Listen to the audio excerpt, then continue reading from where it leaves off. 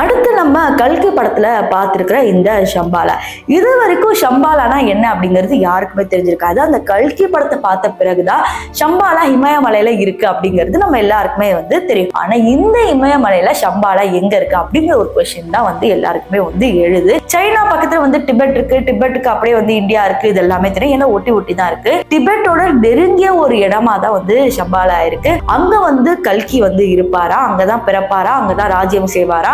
அவர் எப்ப வெளியே வருவார்னா, இந்த உலகத்துல அநியாயங்கள் எல்லாமே நிகழும் போது யாருமே இங்க நல்லவர்களே இல்ல அப்படின்னு தெரியும் போது கல்கியே வெளியே வருவாங்க அப்படிங்கிற மாதிரி சொல்றாங்க. அதற்கு நீங்க இப்ப கேள்வி கேட்பீங்க, இப்ப கூடதான் நிறைய பேர் கெட்டவர்கள் இருக்காங்களே, கல்கி எங்க அப்படிங்கிற மாதிரி. அதற்கு புராணங்கள் என்ன சொல்லுது அப்படின்னு பாத்தீங்கன்னா, முதல்ல உலகத்துல எல்லாருமே நல்லவங்களா இருந்தாங்க. அதன் பிறகு அடுத்த யுகத்துல ஒரு பாதி கெட்டவங்களாவும் ஒரு பாதி நல்லவங்களாவும் இருந்தாங்க. அடுத்த யுகத்துல முக்காவாசி கெட்டவங்களா இருந்தாங்க, ஒரு சில பேர் தான் நல்லவங்களா இருந்தாங்கன்னு சொன்னாங்க.